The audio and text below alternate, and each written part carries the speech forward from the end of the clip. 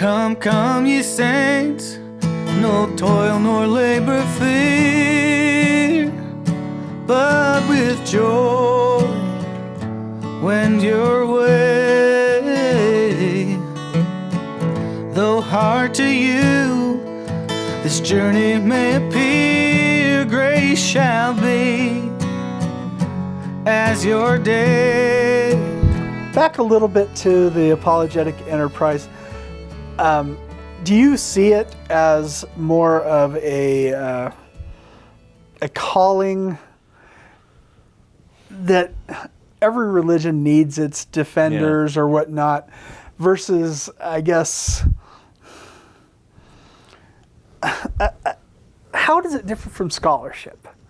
To me, there's the rhetorical piece, even the farm statement of who they are. It's we're studying this stuff, but it's based upon the conclusion that this stuff's real and true. That's the paradigm play? within which we work, and partly it's I think a fruitful paradigm within which to work. Assume that it's true and see how it functions. Right. Test it. If it seems to function well, then that adds to the plausibility of the prior assumption. But I'd say, first of all, I don't think you can divide apologetics from scholarship very neatly, because all scholarship, if it means anything, unless it's just unutterably trivial, all scholarship is going to be advocating a position, arguing for a position. Picking this piece of evidence over that I take this thesis and I argue for it. And if you criticize it, unless I abandon it altogether, I'm going to defend it. Mm-hmm. And so you'll have apologetics going on. Sure. I think that apologetics is simply an advocacy or a defense of a position. Once you've staked one out, you got to defend it or abandon it, and so in that sense, it's not such a clear division to me. But as I say, I don't think that you can say that what we do here is start with a conclusion, then reason back, because we don't start with the conclusion necessarily that there's chiasmus in the Book of Mormon. That's not a faith proposition. You discover it, at least you think you do, and then you argue, you show examples of it, and then you draw a conclusion from that. But, my faith wouldn't be impacted if, in fact, there were no chiasms in the Book of Mormon. Nothing in Mormonism hinges on that. So how do I think about it? In a sense, I would say, for me it is a kind of calling. Now, let me be perfectly clear here. There are people out there who think the brethren have assigned me to do this. They have not. In fact, to be perfectly honest, the university hasn't either. When I first came to BYU, I was told, don't write on Mormon subjects. Well, one of the reasons I wanted to come to BYU was to write on Mormon subjects, and I disregarded that counsel. I'm happy to say that I've gotten away with it, by and large. Some people haven't. There are some places on campus that are less congenial than my college happens to be. For doing this outside apologetic work. There are some people who simply aren't being allowed to do it under a particular administrator or something. You hope that things will change when that administrator departs, retires, whatever. So it's not like the university orders me to do it. They don't. They never have. And no part of my salary goes toward writing apologetics. If I didn't write a line, I'd get paid the same. Presumably I would write more Islamic stuff, and I might get paid more. It's conceivable. If anything, I may have taken a hit. I don't know that I have, but I might have. You never know what goes into setting the salary, the thinking of the administrators in any given year. But do I think of it as a calling? In a way, yes. When I received my patriarchal blessing, I got it when I was 15, I think. I didn't know the patriarch. I'd never met him before. I don't think I ever met him again. Didn't know him at all. Remember, I'm marginally in the church. I didn't know anyone in the stake. One of the things he said to me was that I would be looked up to and respected for my willingness to defend the truth. And I'd travel internationally and so on. To me, that blessing has been astonishing. It has been so accurate in some peculiar ways. Growing up as a kid in a kind of middle-class family, not academic.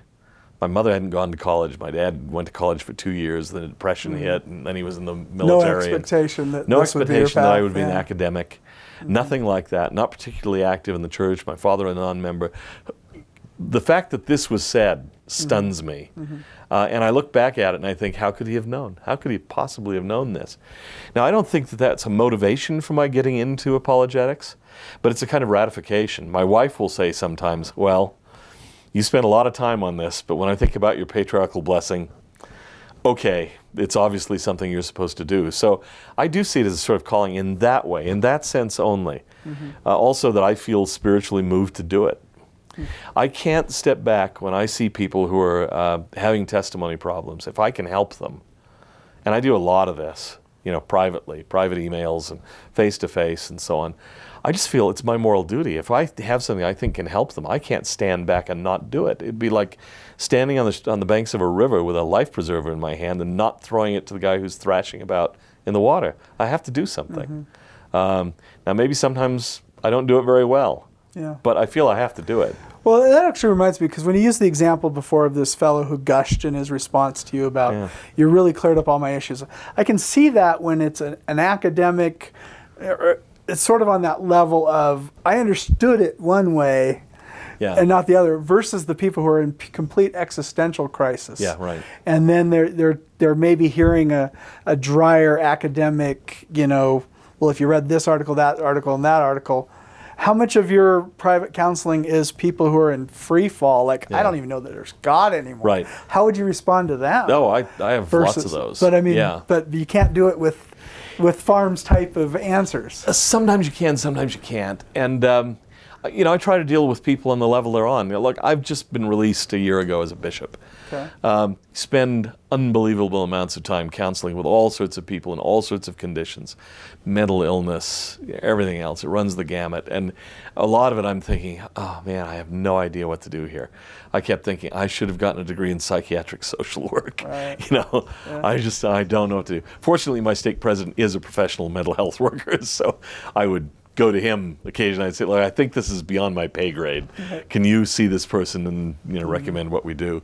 But the fact is, in personal counseling like that, you have to deal with the person where that person is, and it's not always a list of periodicals or journal articles or something like that. Sometimes it is. A lot of times it's not, and so in some cases, I think about counseling situations I had as a bishop. People would come in with this or that question, and I'd say, are you praying? No. Are you reading the scriptures? No. Are you doing any one of these other basic things? No. That would feed that half of the argument, or that half of the. Can we maybe get that going a little bit here? Because I think you'd have a better chance of getting your life together again if you were doing some of the basics right. As it is, you're spiraling down a bad path. Now, so it's not always about intellectual arguments. In fact, I would say, to be honest, mostly it's not. And the fact is, quite often there will be an argument that convinces me and somebody else says, that is such nonsense. So it's not purely intellectual, because I think I understand the argument as well as they do, at least as well as they do.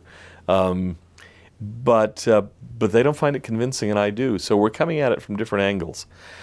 There's no one set fix for everybody. One article will touch somebody, it won't touch another person. Some people can't be touched. I remember, we'll get phone calls occasionally. Got a phone call a number of years ago from a lady out in the American Southeast. Her husband was wanting to have his name removed from the records of the church. Would we talk with him? And we got three of us together. I was there and a couple of other guys, because we didn't know where he was going to come from. Well, his it was a conference call for all of us, and we were in front of a speakerphone. And his basic argument was, the brethren are liars. And we said, all right, give us some examples. Well, it was like slow-pitch softball. He could have come up with better examples or more difficult problems. These were silly ones. They weren't very good. And we just batted them out of the park. I mean, I have to say, they were easy to deal with. And at the end of it, he said, well, they're still liars.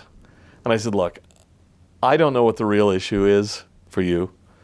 Obviously, we're not going to be able to help you. I wish you the best, but there's something else going on here, because these issues you've raised for us are non-issues. They're just really easy to deal with, and he's still clinging to them. So I don't get it. Good luck. Wish you all the best. If I'd been with him face to face, if I'd had more time with him, maybe we could have done more. Maybe I would have eventually understood what the real issue was. I won't say that every departure from faith has to do with sin. A lot of them do, though. I remember years ago, one of the things that got me involved in this was a certain couple that I'd known somewhat. And all of a sudden they were circulating an open letter announcing why they were leaving the church. It had to do with the salamander letter and things like that. And Todd Compton and I, of all people, got together. I did most of it, but he helped me write a kind of open letter response, because they were circulating this to new converts and trying to take people out of the church with them. And they said, they were very angry that we would respond that way. I thought it was kind of funny, because I thought, why is it legitimate for you to write an open letter and not legitimate for me to write one? I don't get it. But they said, look, the Mormons are going to claim that we've sinned, and that's why we've left the church.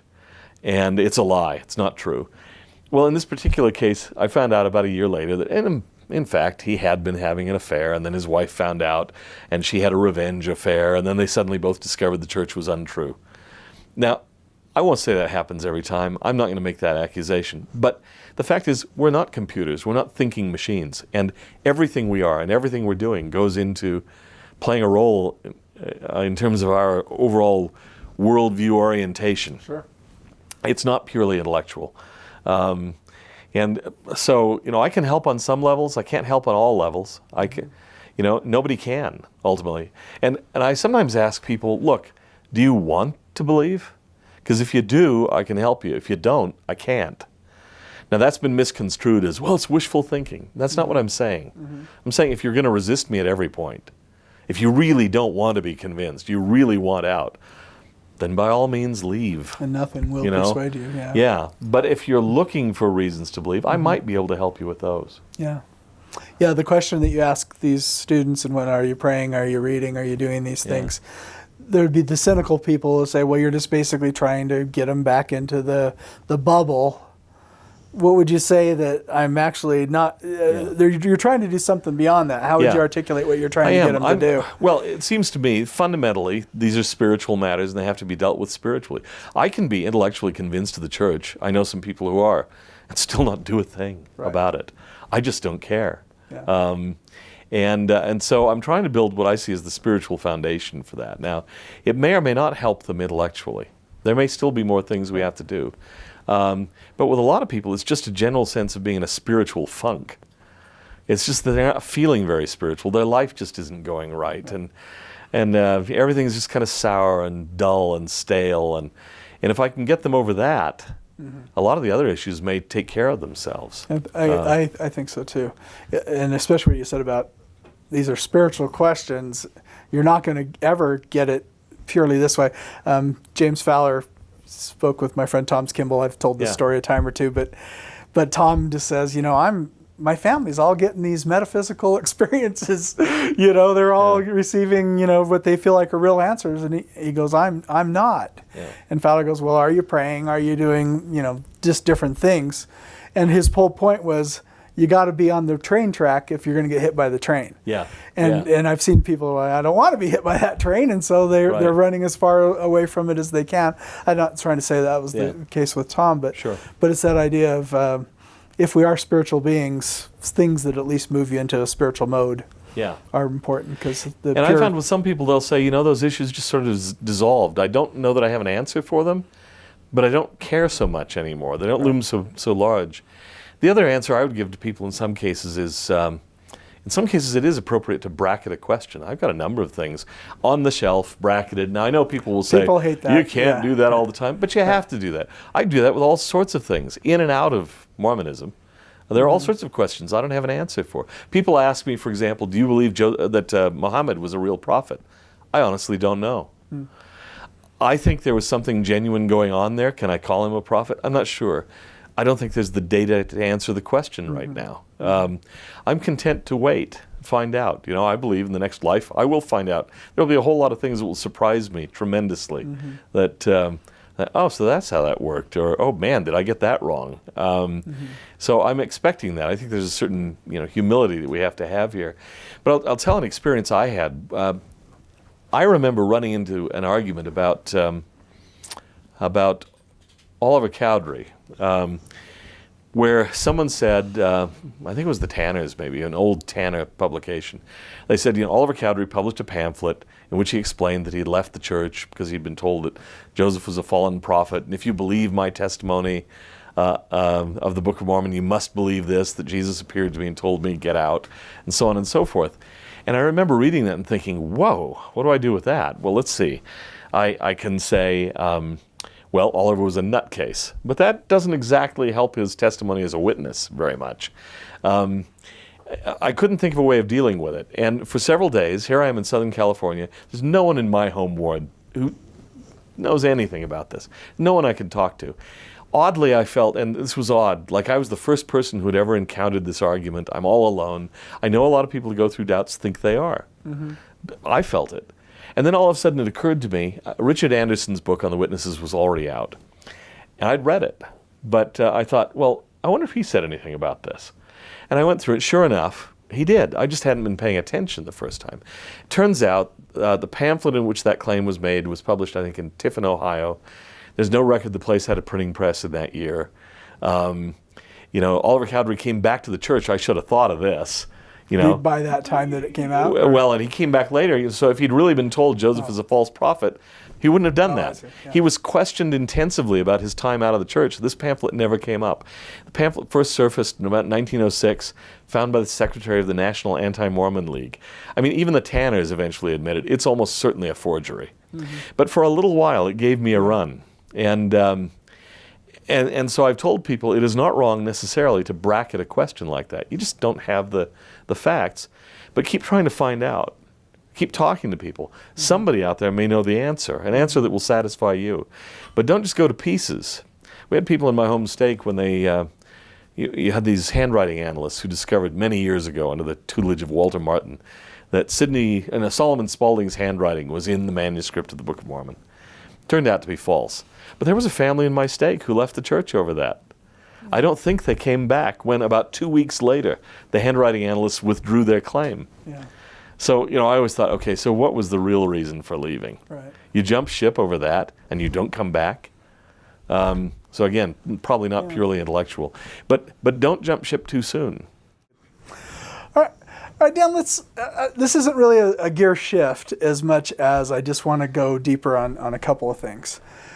You do spend a lot of time on the boards. So we've been at the level of apologetics as an enterprise and whatnot.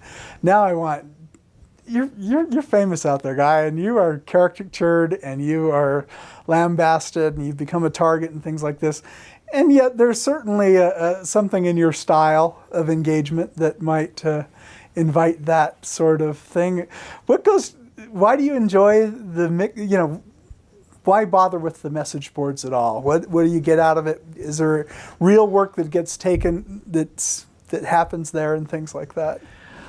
To be honest, I don't think there's a whole lot of real work that goes on there. I don't think many opinions are changed. I can point to a couple. Mm-hmm. Over time, there was one woman who came on one of the boards I was on. I sensed that she was sincere, and she was asking questions, and I spent a lot of time with her, so did a couple of others. She eventually joined the church, and it wasn't only because of us. She also had a perfectly spectacular spiritual experience right around that time, and really, really one of the most remarkable I've heard. But she did say that her interactions with us on the board helped. We answered questions. She came out of an agnostic background, but had had a traumatic experience that made her question.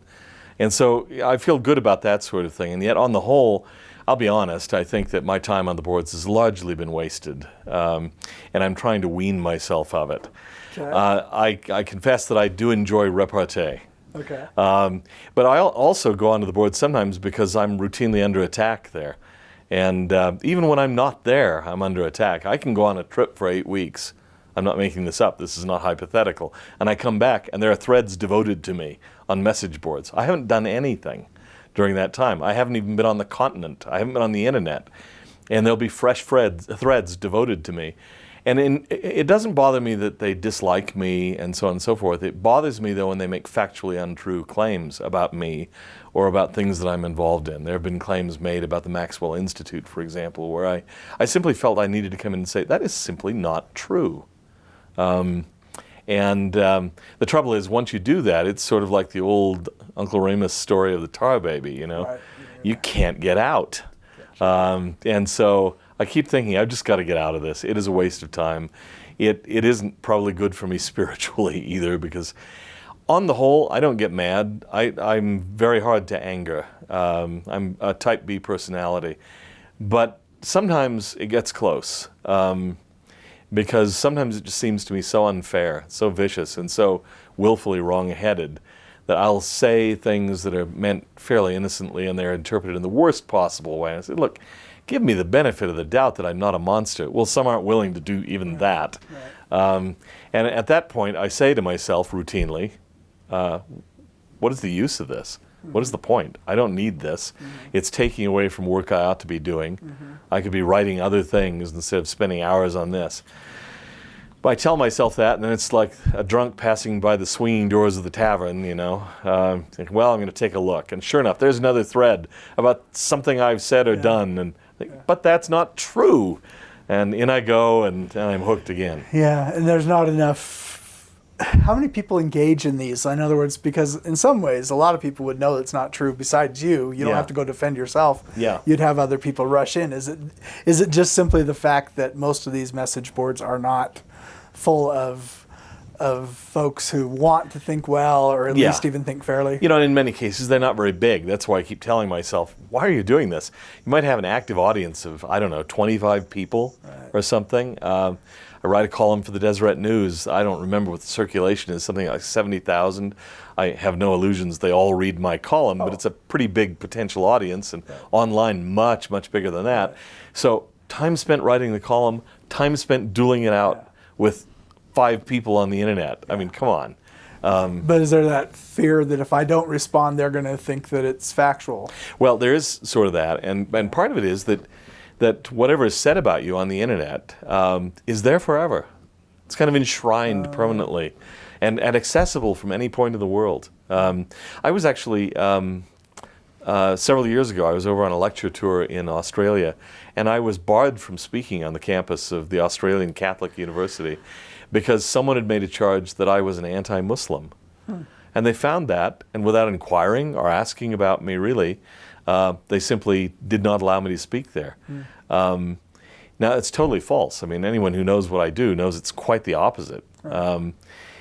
So I thought, this can do you real damage if somebody is out there making false accusations against you. Well, I've been accused of being an anti-Semite and a racist and a homophobe and a slanderer, and I've been accused of harboring murderous, homicidal thoughts about people, and they'll take a joke that I make, and they take it as solemnly as can be, and off we go. And another installment in the demonology of Dan Peterson. Yeah.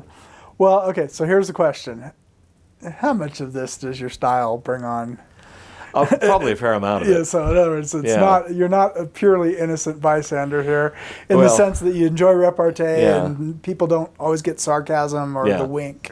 I have an ironic sense of humor. I do. I have an ironic view of the world. Right. And but I also don't like to use smiley faces. And so it's amazing to me how seriously people will take some of the things I've said. Well, I don't even want to give an example. There's some in print that I could refer to, but I don't want to do that. Where someone managed to isolate all sorts of jokes I'd made, and then would just sort of quote them, and then just, the horror of it. And I'd think, can you really not see that was a joke? But apparently not.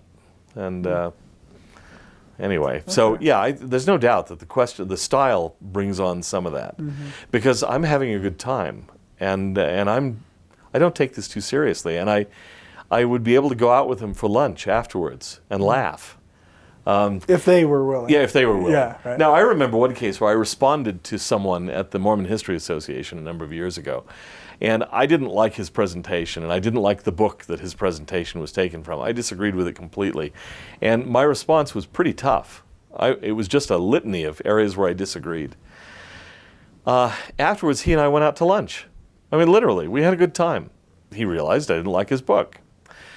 But there was a suggestion dropped into the MHA suggestion box saying that I ought to be banned for life from giving ever such a rough speaking, because I was so nasty and brutal.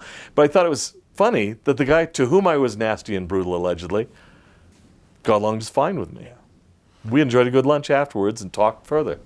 We're not good with conflict at all at any level within Mormonism. Yeah. Well, there was a line from, was it Nathan Smith's The Mormon Murders? where they talked about the great grinning mashed potato goodness of Mormon Utah. That phrase is always stuck in my mind.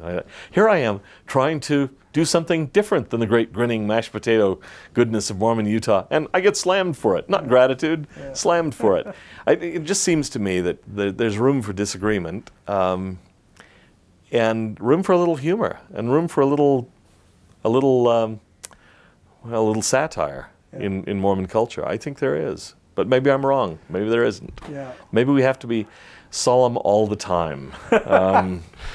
I hope not, but it's such an anonymous, online is so much more dangerous than...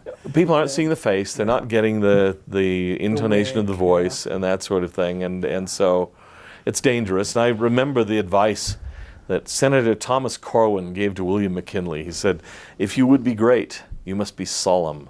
Solemn as an ass," he said. "All monuments are built over solemn asses." And I thought, okay, so you have to be just solemn and serious all the time. But it's not me. You can't do it. Yeah, I'm with you on that. All right, now one other piece of this. You are in a role. You're the editor of this review of books. You're affiliated with farms and stuff like that. How much does that weigh upon you when you're crafting your message? In other words, would you be far more open about particular doctrines or whatnot that don't sit quite as solemnly on your heart or as important to you as others? Things? How much are you shaped by the role that you play and the expectations people have of you? Yeah, I am to an extent. There are certain things I can't say, I think, because of my more or less public position. I have become, in a minor league sort of way, in a small pond, a sort of public figure. And so there's certain things that I can't say or do. For example, on the Islamic front, I've become kind of the church's, or one of the church's, diplomats to the Islamic world. I really am. Mm-hmm. And I'm all the time involved in relations with Muslim groups and so on. That means that I don't feel I'm as free to say things that I would like to say about the current state of the Islamic world as I would otherwise be. It's simply the fact.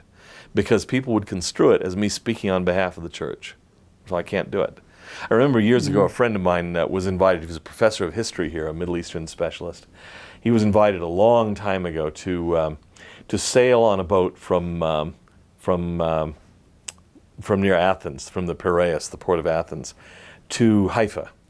It was a group of Palestinian activists who were there going to fan out and sort of occupy peacefully their ancestral lands that they said had been taken from them by the Israelis. And they invited him to come and said, "Look, all your life you've studied the history of the Middle East, now be part of it." He was sorely tempted to go. And then he finally decided he couldn't go, because for him to go, representing BYU, would be a different thing than for somebody to go from UCLA or Princeton or something like that. Because no one would think that person was representing Princeton or UCLA or the state of California. But he would be thought to be representing the LDS Church, and he just couldn't do it. It turned out it was all moot because someone mysteriously scuttled the boat in the harbor of the Piraeus before it could sail. Wow. What a big surprise. I'm sure it had nothing whatsoever to do with Mossad. So the boat never sailed at all. But I'm sympathetic to his thinking on that. And so likewise on Mormonism, there are things that I feel a little constrained to talk about. I really am a believer. It has to be said. There are not big areas where I just think, I reject this doctrine, or I don't believe that. But where it's constrained me in some ways more is for example, on message boards, where some believers have acted badly, in my opinion. And I felt really reluctant. It's put me in an awkward position. I've been really reluctant to really discipline them or say something, or not discipline them, but to rebuke them. Because I thought, if it were just me, Dan Peterson, private guy, that would be one thing. But it's me, Dan Peterson, icon of apologetics or something, coming down on some poor little guy living in who knows where, suburban dog patch, and I've just humiliated him publicly online. I've sometimes written to people privately and said, "Look, could you tone it down? This really isn't appropriate." But it's been awkward. But then if I don't condemn them, well, Peterson approves of them, and so I just hate that sort of thing. I really don't like being put in that position. I've tried to indicate I am not the policeman of the internet. the way I want to behave on the internet is pretty much the way I do behave. That is, I won't come out and call you a liar unless I've really got evidence that you're just flat out lying. But I don't throw those things around lightly. I try not to be really insulting in the meat axe sort of way, the sledgehammer sort of way. But there are people who do, and then I want to say, well, have you noticed that I don't behave like that? That I don't use obscenities against people online? I never have. You know, you think I approve that? Doesn't my own behavior show where I am? Right. But it does put some constraints on me, and there are just certain things where I feel like my position is too public to, you know, and it would be seen that I speak for the Maxwell Institute, even though I don't. Right. You know, we don't have an official designated spokesman. Well, I suppose I'm as close as it gets, but still, if I just come up with my own opinion and imply that it's the Institute's, that's not accurate. Right. So how much does that bother you that you can't fully be Dan Peterson, anonymous guy? It bothers me a little bit. I have actually tried to go anonymous, but my style gives me away. People pretty soon figure out who I am. And then they accuse me of deception, even though I'm the only guy on the thing who typically goes under my own name. Yeah, right. You know, but for me not to do that would be deception, right? Yeah. So you said that there aren't any doctrines that you really have any problems with. What about ones that maybe you would love to speculate more on and take in new and adventurous directions? Are you feeling constrained on those as well? Yeah, I do. I have, and I'm not going to do it here either. But dang, that was next. What is it? What are they? Well, I have some ideas about the nature of godhood and the relationship of Mormon theism to classical theism and so on. If you know anything about the Orson Pratt Brigham Young debates about things like that, I find them very interesting, and I think both of them were sort of missing the point. But I think there's something to be explored there, and yet I haven't done it. I've pointedly refused to do it online. People have asked me, and I've said, no, I won't do it. Another one is Adam God. I have some theories that kind of half worked out about how that works, but I'm not going to go public with them. Someday I might, when I feel I've really got it nailed down. But in the meantime, I'm not going to. Because it would sound too establishment coming from me. Like, one of the church's leading apologists has said this is his view of Adam God, or this is his view of the nature of deity, and I just don't want to do that. Yeah, I had Boyd Peterson on the Mormon Matters podcast that I also host, and he's Hugh Nibley's biographer, and he actually said, you know, Hugh Nibley had a lot of these things that Boyd was aware of and a few people were aware of, but Hugh just kind of says, well, or either Hugh or Boyd called them private pleasures. Yeah. That maybe there's a role for not having to say everything you think. Yeah, and, that's true. And I tried to talk with Hugh about some of those things, and he would not do it. You know. Now later on, maybe he would have spoken to me about it. This was when I was fairly junior, and I remember I had him once in the car driving him from a fireside. I'd driven him up and back from a fireside up past Point of the Mountain.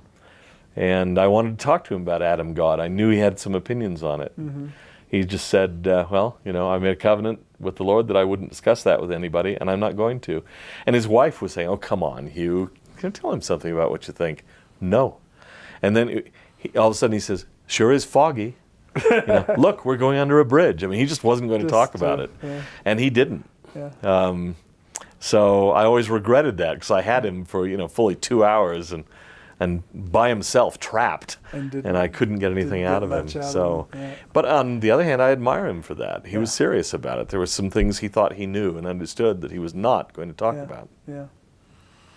So you mentioned there's no disbelieving piece of it that's really bothering you. Not really. There are areas. You're not super funky out there either on your other stuff. No, there are areas where I don't know exactly what to make of a doctrine. There are doctrines undoubtedly that I emphasize more than others because they speak to me more than others do, and so on.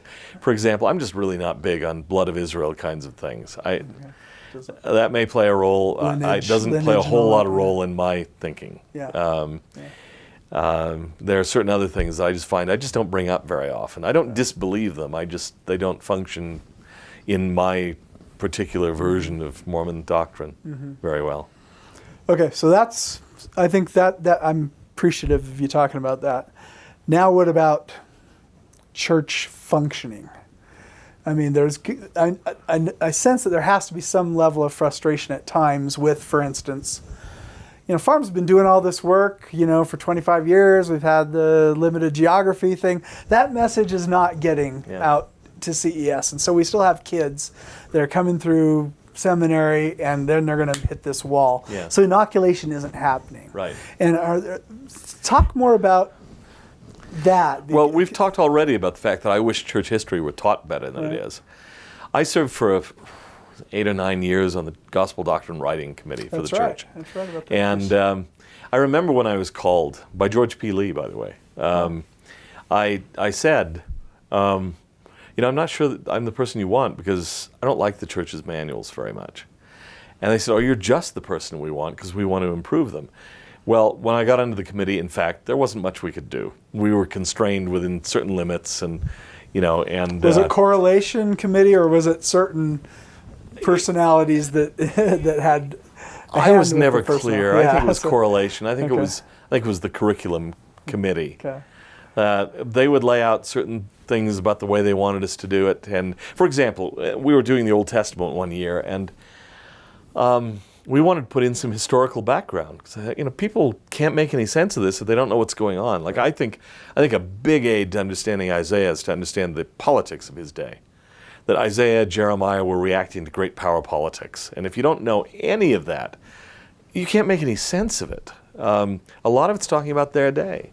And we tried to put some of that in, and we were rebuked by some nameless bureaucrat up in Salt Lake, who said, "You're just trying to show off." And I thought, how? We're anonymous. Mm-hmm. Who would know? Mm-hmm. We're just trying to help people out there by saying, look, one paragraph. The Assyrians were doing this, the Egyptians were doing that, Israel was caught in between, Isaiah's warning against X, Y, and Z. Half the passages make sense once you know that. It doesn't take a lot to make sense of those passages.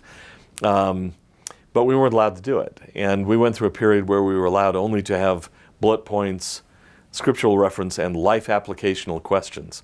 I remember, some of mine, I'd put in jokes sometimes, we all did, come and discuss on Sunday morning, critique each other's proposed lessons, and mine was, life applicational question.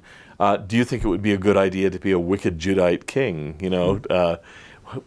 What steps can you take toward this? My favorite was one that I've actually told on numerous occasions where they really wanted life application, no history. Well, I was doing the passage in Acts where you have Eutychus or Eutychus, who's up in the rafters at Troas. And Paul drones on and on so long that he falls asleep, falls out of the rafters. He's taken up dead, it says. Paul has to restore him to life. And so I thought, all right, have a class member read Acts, whatever the passage is. Now, have you ever killed anyone with a sacrament meeting speech? How did it make you feel? What steps can you take in the future to avoid this? Now, the funny thing is, it passed correlation. That part did. It did, and I can only assume that people chuckled at every point, and it made it. So when I saw the final galleys, it was still there. No way. And I went through a real crisis of conscience there. Right. I thought, I would love to see this go into the manual, but I finally called him and said, I'm not sure that you want that particular little bundle of questions there. And they said, oh, good grief. No, we'll take it out. It out. Man. But I thought it would have been so fun to have that in Tagalog and Chinese and German and Spanish all around the world. Yeah. But, some of our manuals I think are not very good. They're not very deep. I understand the danger. I think if you allow people to simply go wild, you'll get some really weird gospel doctrine classes out there with people grinding their own axes, and having little hobbies, and teaching false doctrine and so on. So I understand the need to sort of rein people in. But on the other hand, the lessons can be really, really pablum, and boring, and completely without any context, no link to context. Yeah, and I love to give historical background. Yeah. I don't care if it's Doctrine and Covenants, Old Testament, whatever. So right now I'm back into teaching gospel doctrine, which is my favorite position in the church. I mean, I love it, and I just have a lot of fun with it. But I remember once, I had a letter when I was serving on that committee that exempted me from all local callings, which was something I treasured. I remember once being called in by the stake presidency, and they're all sitting there. They had me and my wife come in, and it was obvious they were up to something. And they said, the stake president said, well, I understand. I just was told you've got some sort of letter from the brethren. I said, yes, I do. Here it is. In other words, we're using up enough of his time that don't feel him unfaithful. Yeah, because we met, we did lessons every 2 weeks. Right. We met every 2 weeks for 2 or 3 hours every Sunday morning to critique each other's lessons and so on. There was a lot of time involved in that. So that was my church calling for a long time. Except I did teach gospel doctrine in my home ward. That I was willing to do because I love it. Yeah. Now, if it had been, Scoutmaster, I would have said, I'm sorry, I'd love to do it, but I can't. It's nice, Well, then, at one point, the stake Sunday school president came into my gospel doctrine class, and he sat through the whole thing, and my lessons still is the way I teach them. I look at the lesson to see what the passages are I'm supposed to teach, then I put it away. I mean, I mean to read it, but I don't. I never do. And then I read the passages, and I comment on them, and, come up with what I think is the theme of the passage, and try to give a historical background and so on. Well, this guy sat through my lesson and then came up afterwards and rebuked me that I wasn't using the gospel doctrine manual. Did I not realize these were given by revelation, so on and so forth? And I said, well, you should know that I'm on the committee that writes them, and I don't like them at all. So that would be one of my complaints about church practice. I would love to see better teaching. I don't know if we're capable of it in a typical ward. Maybe this is the best we can do, and those manuals are necessary. But there are some places where we have really superb teachers, and I hope they're not constrained by the manual. Yeah, I hate that fact that it'll mention no outside sources, and some people take that so seriously that people do feel constrained. I understand, as I say, the danger. I've been in some pretty weird lessons where people were using it to teach some bizarre form of politics, or just plain false doctrine, or bizarre racial theories and things like that. So maybe without those manuals we'd sink to a lower level, but still I'd like to see us do better. I'd like to see us teach our history better. That is a concern we've already mentioned. I think it does us damage when our people grow up and hear about things that could have been conveyed to them in a faith-promoting way. I mean, even Mountain Meadows, I think, can be conveyed in a faith-promoting way. I think it's a lesson to us about the fallen nature of human beings, and how even good people can get sucked into doing bad things. I would love to teach a gospel doctrine lesson on the Mountain Meadows massacre. Right. So. Yeah. Fair and farms, not official, but semi-official. It seems like you guys are getting used a lot by the church as, we don't really want to deal with this issue from the pulpit, general conference, something like that. These guys can handle it. And so you're somewhat like this, we're glad that you're there, but we're going to keep you at arm's length from us. In the general authorities. Is that a comfortable role? Is that it is? You feel, I think it is. You see the wisdom of it? What is the wisdom of it? I think there's wisdom. Farms was started off as an independent foundation. It was wholly independent, started in Southern California, moved up to BYU when Jack Welch joined the law faculty at BYU. And we were given some low priority space in one of the buildings, non-academic buildings, but we weren't given any money or anything like that by the university. So for a long time, we were essentially independent, and we liked that. I thought it was good because if we made a stupid mistake, it wasn't the university, it wasn't the church, it was those idiots at farms. They have to have some space. Yeah, and we're dispensable, we're just idiots, acting on our own. Okay. So now that you're Neal A. Maxwell Institute. When we were invited to join with BYU, and it came out of, well, we got a large donation of money. We got some property the university had always wanted. People wouldn't sell to the university, but they sold it to us. Oh, interesting. So it gained the attention of the university, and they decided they wanted us. And I think I can tell this story. I remember when it was first proposed that we join with BYU. I mean, heck, the whole board of farms was BYU professors, right? But we're running our own little independent operation over here. Well, President Bateman came to us. We knew what he was coming for. He was going to propose that we merge with BYU, come in under BYU, and we'd already discussed it and decided we didn't want to do it. And so when he made his pitch to us, I asked him, I was chairman of the board, and I said, President Bateman, it would be helpful to us to know, are you inviting us to join the university in your capacity as a general authority, or in your capacity as president of BYU? And he said, well, of course, as president of BYU. And I said, well, then great. The answer is no. But then he came back later on with an invitation from President Hinckley, which was harder to turn down. And we felt, we were never inclined to turn it down, although we liked our independence. Yeah. But we thought if we turn it down, we will forfeit forever the goodwill of Salt Lake. We'll be seen as renegades and so on, and we don't want to do that. So we really didn't see ourselves as free to reject it. We were promised that we wouldn't be micromanaged and so on, and they've kept that promise. Yeah. They have not micromanaged it. It's been, I think in some ways it's been a very good thing. But I did object a little bit to the idea of merging with BYU simply because we were losing that deniability, if you will, to where we could say, look, it's just us. Now, even though it still is just us, it reflects more on the university and therefore on the church. And so people think I'm paid directly by the church to do apologetics and so on. I am not. It's not true. I have never had an order from Salt Lake to do apologetics. I know some of the brethren have enjoyed some things we've done. Most of them probably don't pay any attention to what we do. Right. But in some ways it gives a misleading picture of what we're about. So you don't feel used by them as, there are designated attack dogs, there are, We have very rarely, in fact, I can't think of a really good example, gotten an order or even a request from Salt Lake to do anything. Mm-hmm. Now, well, like the DNA issue, that one, on the church's website. Yeah, they used it after we did it. But they didn't ask us to do it. Okay. So, but they used Trent Stevens' article and a few others that had already been produced. Yeah. As things to and there have been a people couple to. of cases where someone in public affairs, whom I just know as a friend, will call me up or send me an email and say, here's an issue. Have you ever thought of addressing this one? Well, he doesn't tell us to do it. Doesn't have any authority to tell us to do it, but we'll sometimes say, that's a good idea. We'll try to do something on that. But that hasn't happened very often.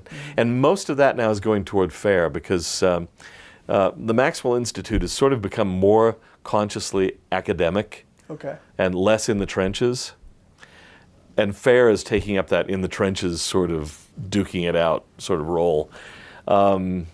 And do you have an official role with FAIR at all? Yes, I do. Okay, and what is that? People always want to know, what is the link between FAIR and the Maxwell Institute? Officially, there isn't any.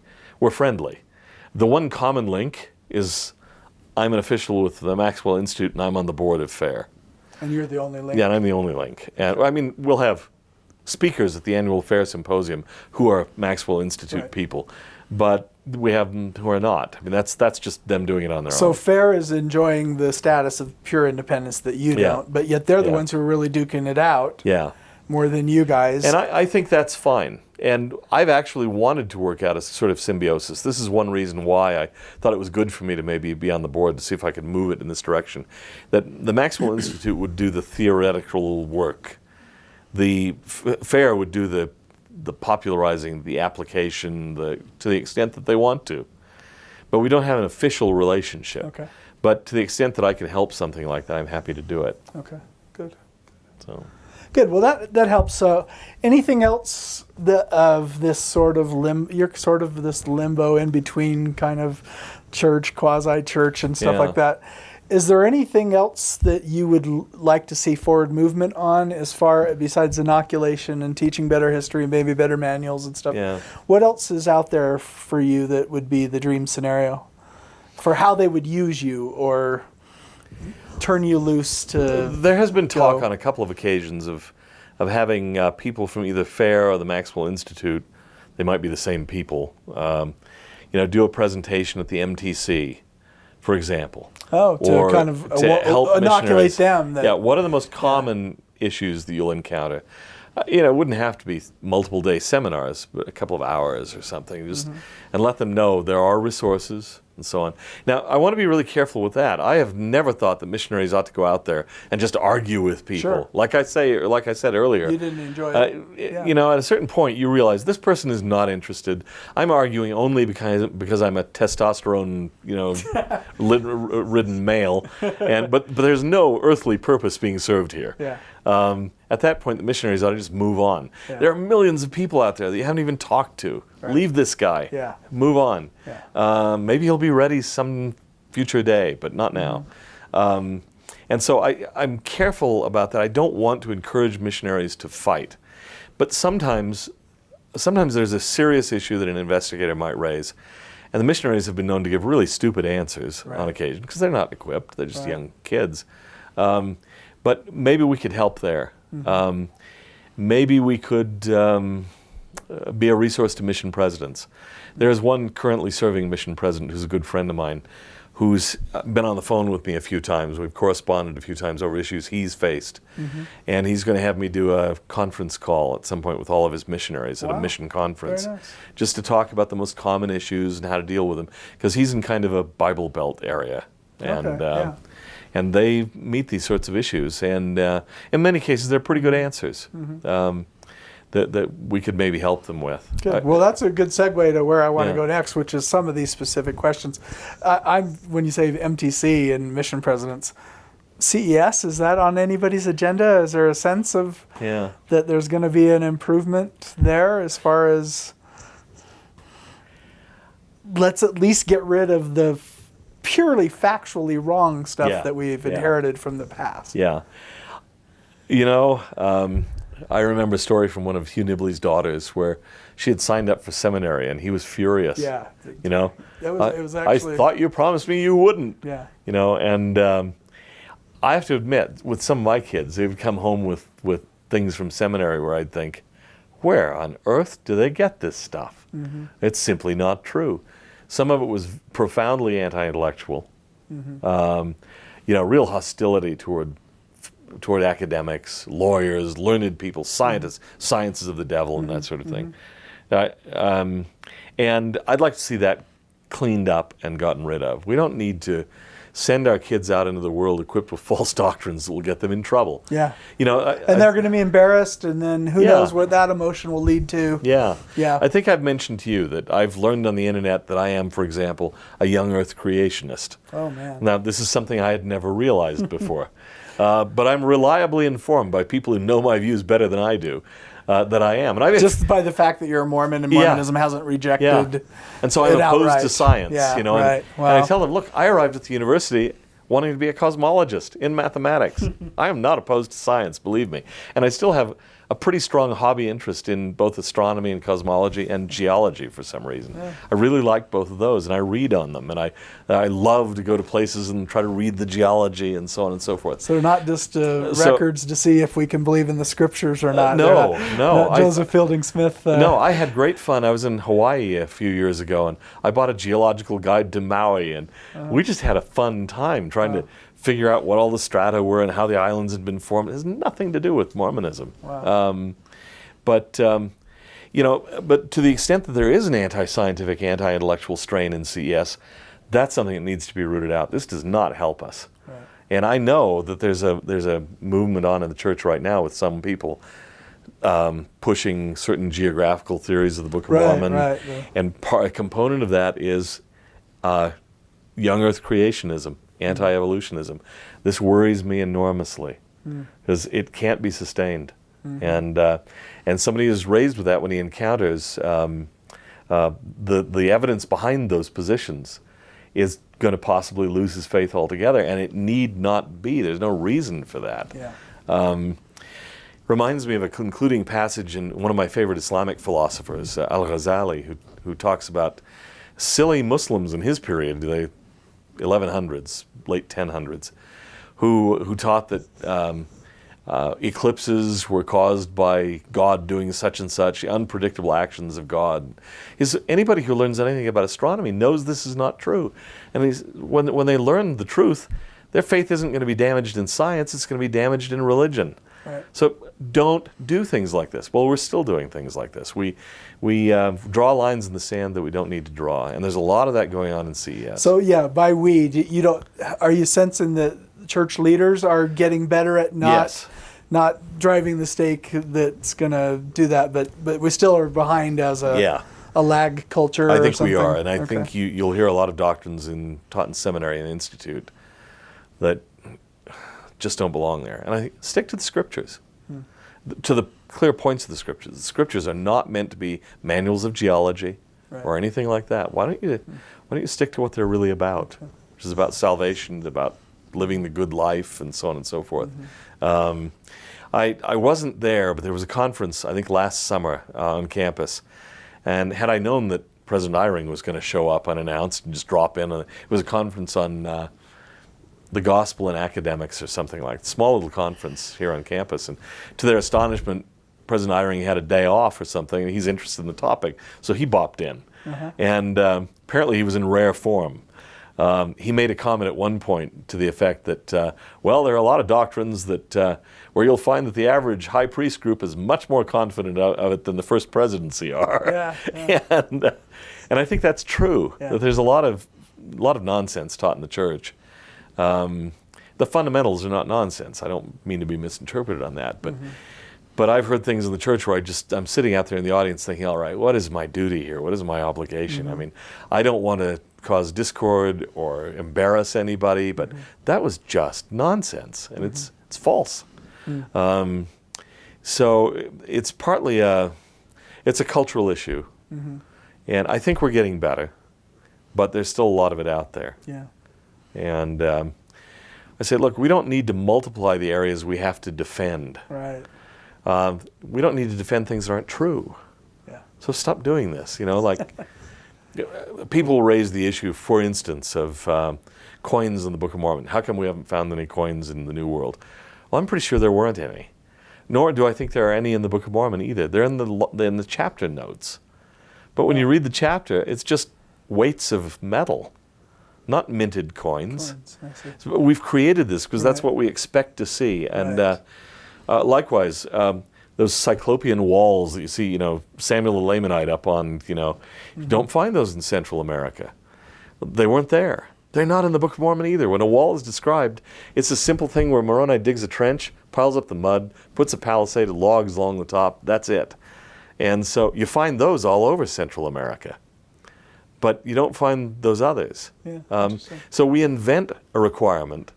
It's not in the text. And then we have to defend it, and the critics rejoice when we can't very effectively. But it's all myth. It doesn't exist. And I recognize that Farms is the one that goes back to the text, like you said earlier, and does it. That sort of brings up the issue, and I guess I want to do this issue, and then I really want to kind of give you a lightning round. I want to give people a feel for your thinking on some of the tougher questions. But the idea of over-beliefs, in other words, it's our expectation of what the definition of a prophet is that Joseph Smith somehow fails to meet. You're saying Muhammad, whether he's a prophet or not, you've got some kind of definition of a prophet that's a bare minimum, but I'm guessing yours is a little more flexible, or it's grown more flexible over the years. How do you sort of get people to say, you have defined it so rigidly that of course it's going to fail, and yet now your tendency is to throw the baby out with the bathwater, but it's just your overbelief to begin with. I have found that many of the people I know who've left the church were fundamentalists of one kind or another. I don't mean by that polygamists, but I mean they had a really rigid view of the scriptures, of prophethood, and when it doesn't match reality, which it inevitably will not. I mean, Joseph Smith all the time was trying to tell people, a prophet is a prophet only when acting as such. When I'm out, pulling sticks with the boys or wrestling, I'm not a prophet. I'm just a guy. And, so cut me some slack. He didn't use that idiom, but that's what he was saying. And I found time and time again that people who leave the church become either atheists, because religion doesn't live up to what I think were their unrealistic expectations, or they become Protestant fundamentalists. Why? Because Isaiah's so far in the past, all we've got is his book, right? But if you knew about Isaiah the man, hey, maybe he had bad breath. Maybe he treated his wife disrespectfully. Maybe he wasn't a good neighbor, Maybe he was bad at math. I don't know, but there'd be grounds to say, this guy isn't trustworthy. But after all, everything else is dropped away. Then you're left with this kind of stained glass figure of Isaiah, and well, that's much better than Joseph Smith. Well, I'm betting if you knew the reality, if he were awash in a sea of documents like Joseph is, you'd have the same issues. And 3 years of being called to be naked, and all that stuff. That's kind of pretty somehow weird. we miss that when when he's a prophet and Joseph Smith's not. But there's some pretty weird things going on with some of these prophets, and they're certainly culture bound. Yeah. in a lot of ways. So, some people have said, well, you've defined prophet so loosely that... well, right, that's where I was going to go next. That Joseph Smith hardly is. Well, I don't believe that. I believe he went out on a grove of trees and he saw the Father and the Son. That's pretty spectacular. I believe the angel Moroni appeared to him, brought him real physical plates, or directed him to them. Yeah. I believe those sorts of things. That's real unambiguous prophecy, prophethood. But he would go probably for weeks, months between those events where he's just Joseph Smith, the guy, who's been given a special assignment, and he's got to carry it out the best he can. To me, one of the great aspects of Richard Bushman's book, Rough Stone Rolling, is his description of the Missouri period. I had never really thought of it this way. This was, a lot of what was in that book I already knew, more or less. So the picture didn't surprise me much. But in Missouri, Richard pointed out something I thought was really important. He says, we often see Joseph Smith traveling in a group, taking care of this, or going to visit so-and-so. And we assume, because he's Joseph Smith the prophet, that he's the leader of the group. But in fact, it's pretty clear, in many cases, he was not. He was sort of baffled by Missouri. It didn't go the way he expected it to. Richard says he never doubted his revelations, but he couldn't figure out how they applied to Missouri. And so he goes through a period of almost, I think, I don't know how to describe it, but it's not aimlessness, but it's a kind of being at a loss as to what to do. And other people take the lead, and Joseph comes along. It's the Joseph of Nauvoo who becomes lieutenant general, mayor of the city. Oliver Cowdery's gone. Sidney Rigdon is effectively gone. Everybody's gone. He steps forward, I think, for the first time in his life and realizes, A, I have to do this. Mm-hmm. B, I can. I can speak publicly. I'm reasonably good. I can be a leader, but he never had before. And to me that humanized Joseph a lot. Mm-hmm. And it means that a prophet can go through a period where he doesn't know what's going on. Mm-hmm. I think if you think he's just play acting in Liberty Jail, when he says, "Oh God, where art thou?" Right. Tough. Yeah, was it Stoddard that did the play here? I can't remember. I don't think it was a play about Joseph in Liberty Jail here at BYU a number of years ago. I think he portrayed really well the sense of just despair there in the prison. What am I doing here? I may die here. Yeah. My people are being driven from place to place. My wife, my children, everything. It has been a disaster. It's falling apart. He doesn't know what's going on. And you have to understand that even a prophet sees through a glass darkly. Yeah. And so my idea of a prophet is a spectrum, from people who have spectacular experiences to people who get powerful promptings. But they're never divine automatons or puppets. Mm-hmm. And there's a lot of their personality in their ministries. Yeah, you can't escape that. Yeah. So their flavor. Yep. And so I don't think I denigrate prophets, but maybe this goes back a long way. I remember teaching gospel doctrine in my ward in California when I was in grad school in West Los Angeles. And we got to the passage where we were talking about Captain Moroni and how he loses his temper. He wants a prisoner exchange with Amalickiah. Right. And he loses his temper and blows the whole thing. You're screwing us. Yeah. And eventually the thing falls apart. Now, he wanted the prisoner exchange, but he loses his temper so much he blows it himself. And he does the same thing with the governor, back home, who's not sending him supplies. Right. Well, I don't know what the cause of this neglect is, but by the end of his letter, I'm going to come after you. Yeah, and I think, okay, now this to me is an interesting portrait of a guy who has all these great qualities. Mormon admires him boundlessly. He's a great warrior, but a great warrior, one of the things that makes him great is this sort of passionate character, which makes him a not very good diplomat. Yeah. And I think this, to me, speaks for his reality as a person. Yeah. It also says he wasn't perfect. And so I think we can learn something from him. He's not some different species. He's a human like me. Right.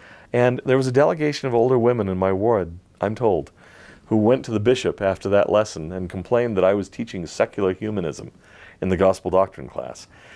I don't even know what because I was humanizing the prophets. Captain Moroni. Yeah. Wow. And I think I mentioned that I thought Nephi was a kind of an arrogant little twit. Yeah, I'd beat him up too.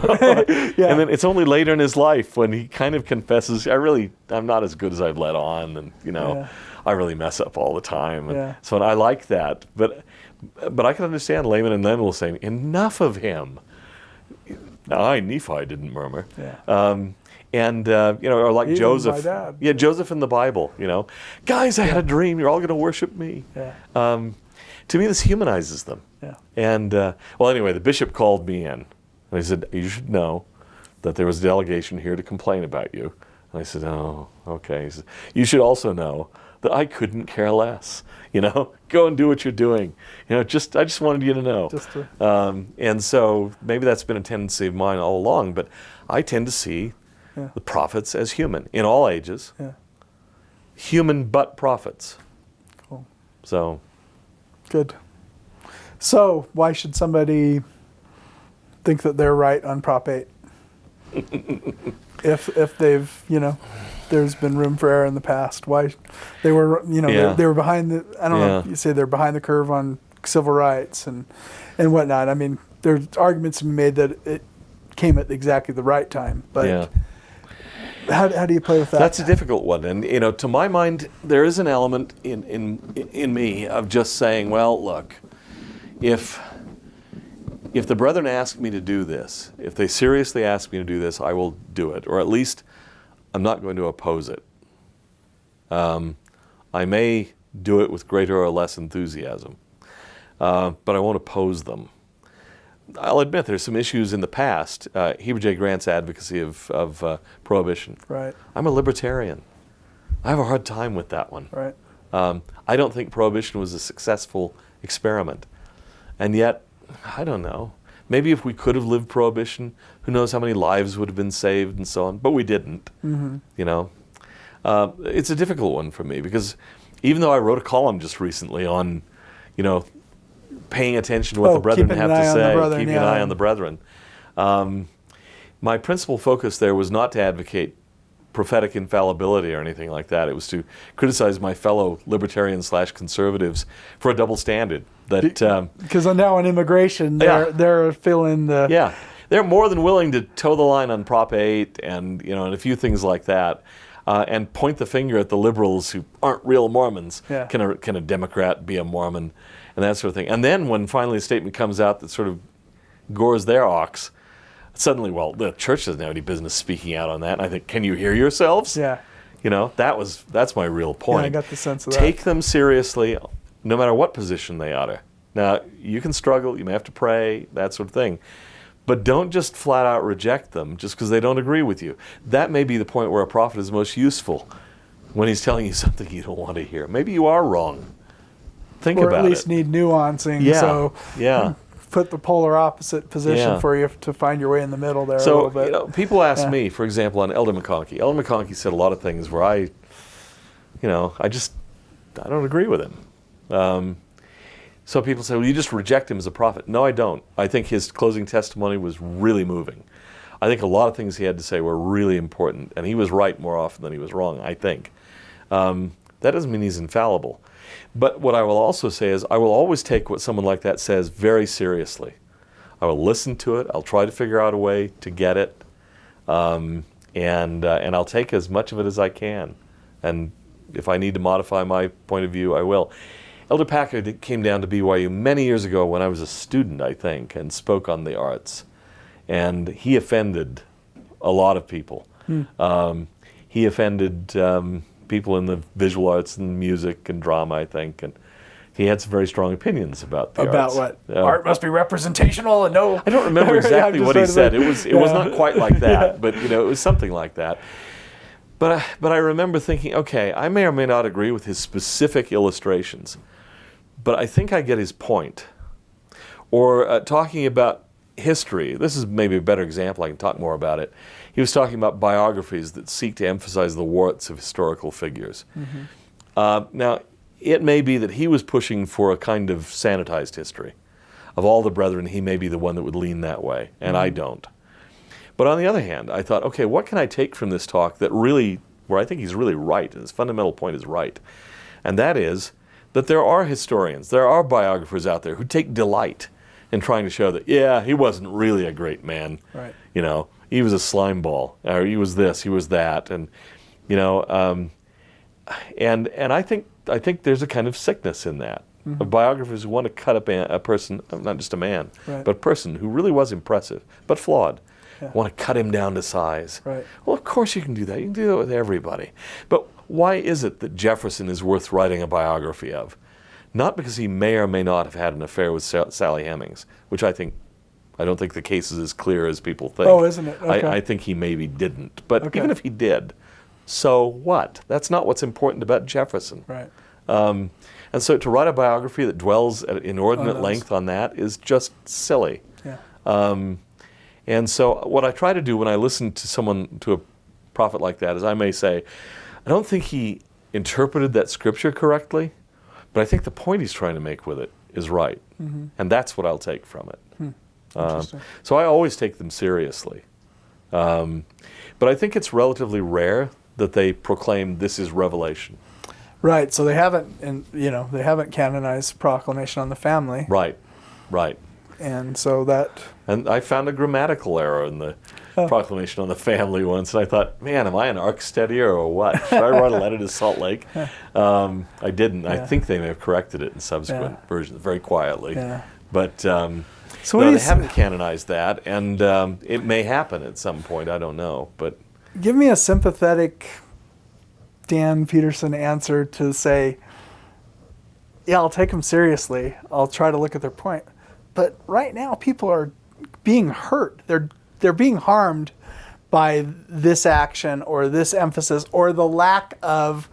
Let us contextualize what our job here as leaders of the church are. Well, let us tell you that we're preaching to the center. We know there are exceptions. Yeah. The fact that that doesn't even get conveyed is actually harming a lot of people. Well, I'll tell you one issue where I would like to see some change. Now, there may be reasons for not changing that I don't know. But that has to do with marriages, for example, where members of the family are not members of the church. Right. We just had a marriage like that in my family. My youngest son just married a girl from Florida whose parents are Cuban. Her mother is a member, her father is not. Her extended family, to whom she's very close. She was in some ways raised as much by them as she was by her parents, owing to the political, situation, the instability. She was actually born in Havana and, made it to Miami.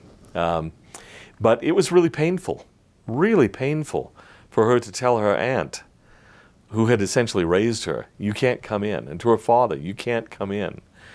To me, this is bad. Now, I know that outside the United States, we don't have that situation. Because you have to get married by the state. Now, I think I understand one of the reasons. I think that the brethren are worried that the temple would be seen as simply a kind of a trivial afterthought. The real wedding is this big thing we do. I understand that. And yet I'm hoping for a believing Latter-day Saint, they would say, no, the real wedding still is when we're sealed by priesthood authority for all eternity. That's our real wedding. But I'm not prepared to agitate or to sign a petition or anything, but frankly, I could see a change. And I've thought this way for years, long before our own personal experience with it, that it's just, I can imagine if you were a mother kept outside the temple while your daughter is in being married, that would really hurt. And it would send a message that I think the church doesn't want to send, shouldn't be sending. Yeah, we value family, but not you.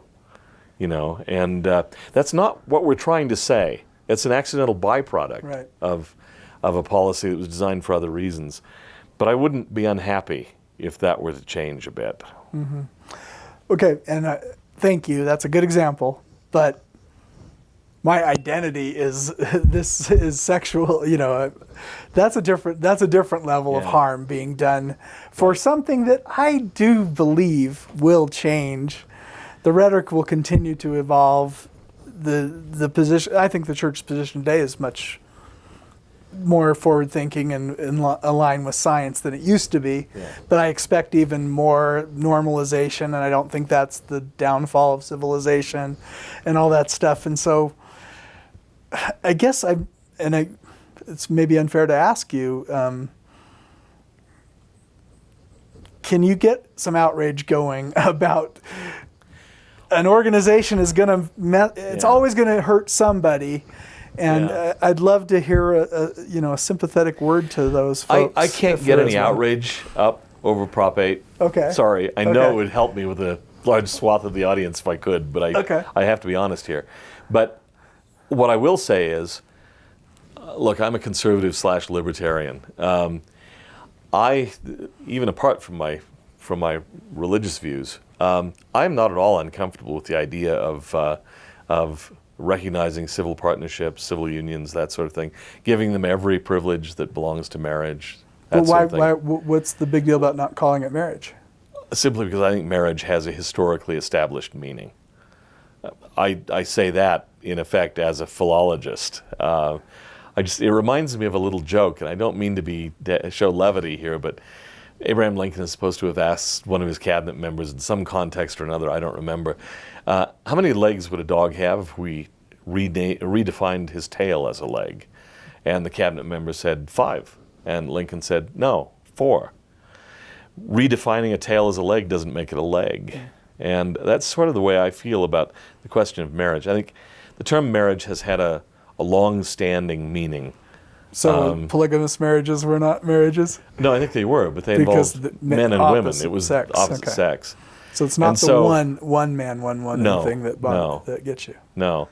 So to me, that's marriage. Now, I have absolutely no hostility toward people who feel homosexual attraction.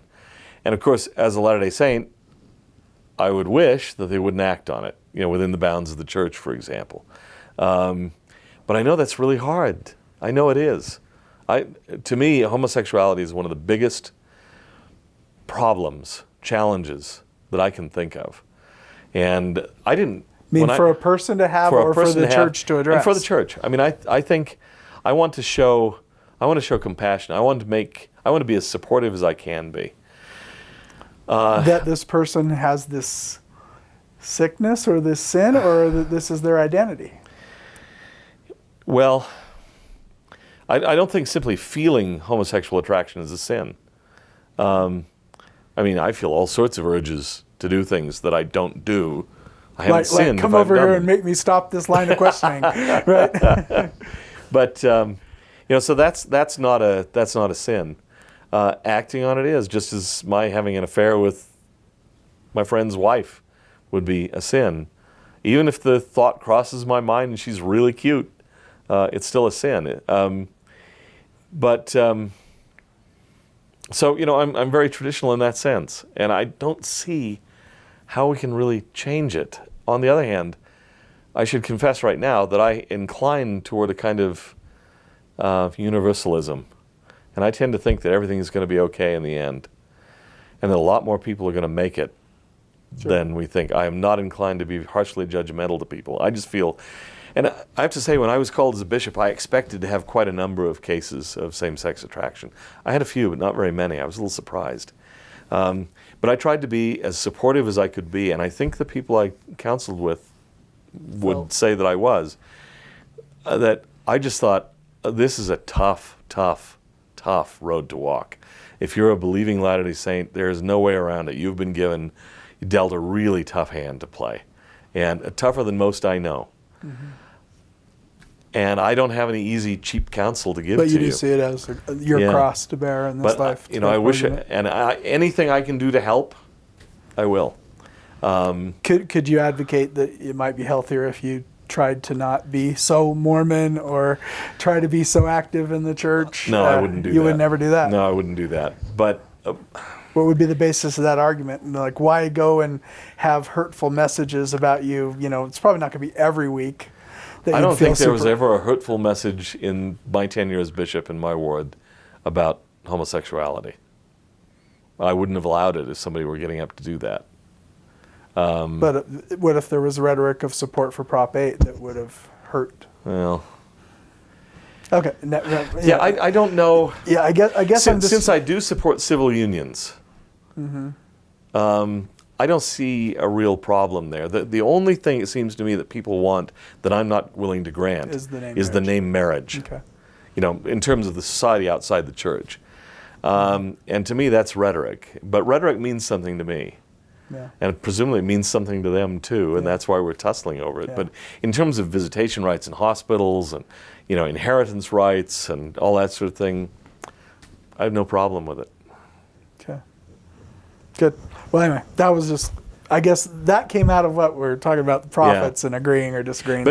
So all that stuff, they haven't claimed revelation on that, and so it's a tough issue. It is a really tough issue. So. The reason why I can't see, well, there was a revelation on priesthood, giving blacks the priesthood, but that was different to me because a denial of priesthood to blacks was never structured into Mormon theology in the same way that I see heterosexual marriage and gender structured into Mormon theology. I just don't see, without a wholesale revision of LDS theology, I don't see any way to fix that, in a way that would be acceptable to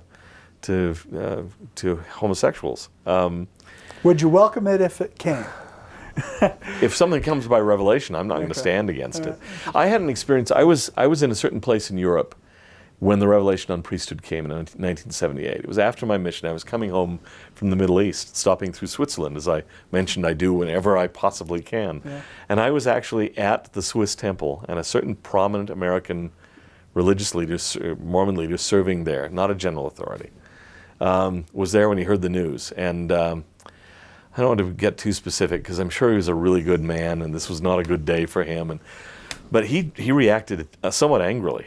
He says, well, I can tell you if they come demanding privileges right away, they're not going to get them. Before they get into that building, he pointed to the temple, they're going to have to wait a year. I'm thinking, who said they wouldn't? Yeah. But he was obviously disturbed by the change. There were people who didn't react well to that, whereas I was overjoyed. Yeah. I would be overjoyed at any revelation that we receive. If the Lord wants it, fine. Mm-hmm. But until I've got some indication that He does.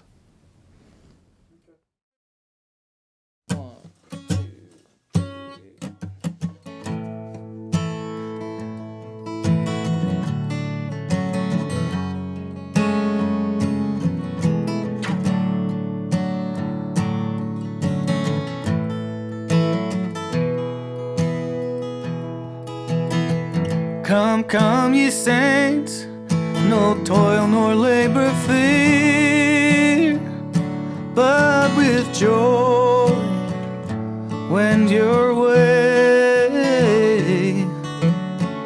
Though hard to you this journey may appear, grace shall be as your day.